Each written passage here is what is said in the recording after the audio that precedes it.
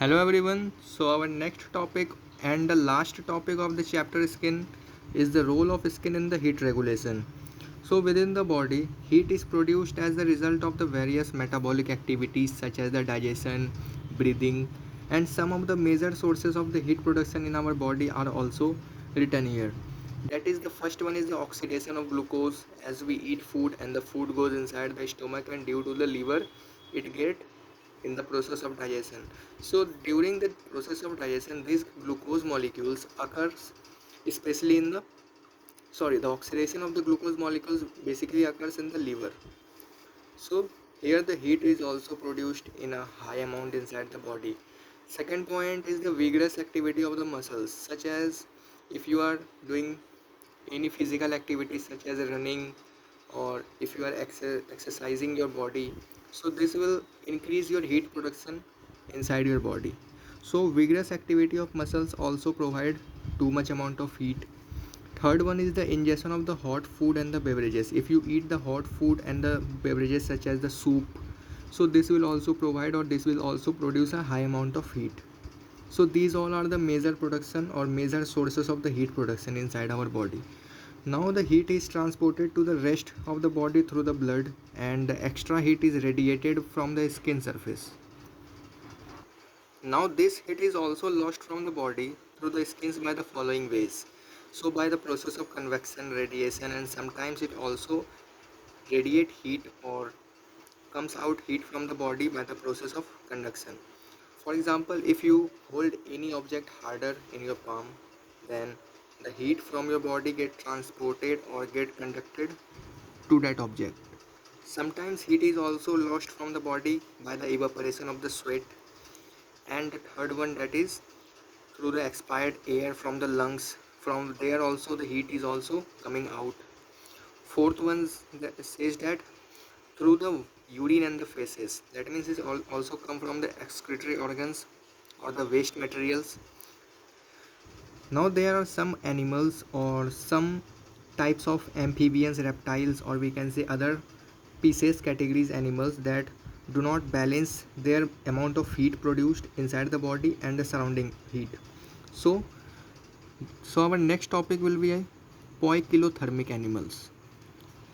So some of the animals such as the amphibians, reptiles and the fishes, they are not able to balance the amount of heat that is produced inside their body with the amount of heat they lost.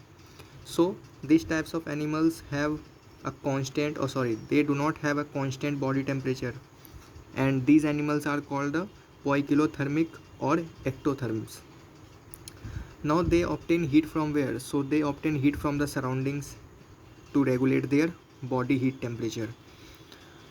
Now opposite to that, there is another types of animals who are known by the term homeothermic animals. So for example, birds, mammals as we humans, and they can maintain a constant body temperature irrespective of the outside temperature by generating the body heat metabolically. So these animals are called homeothermic animals or endotherms. Now with their capability to maintain their body temperature, they are capable of remaining active throughout the years. So how does our body regulates the body temperature? So by the hypothalamus.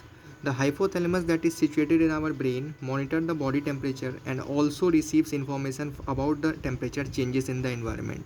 So this hypothalamus helps us to judge the amount of heat or temperature that changes around the environment, and they get directed and act according to the surrounding.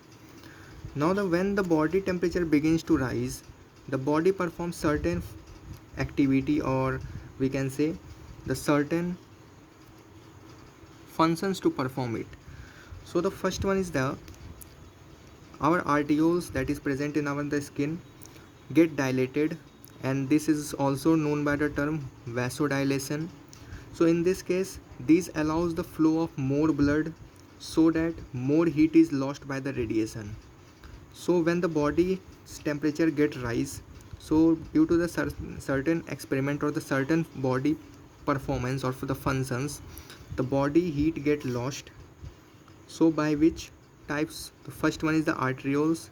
So these arterioles help the body to radiate the heat by dilating the blood vessels and to allow the flow of more blood so that more heat is lost by the radiation.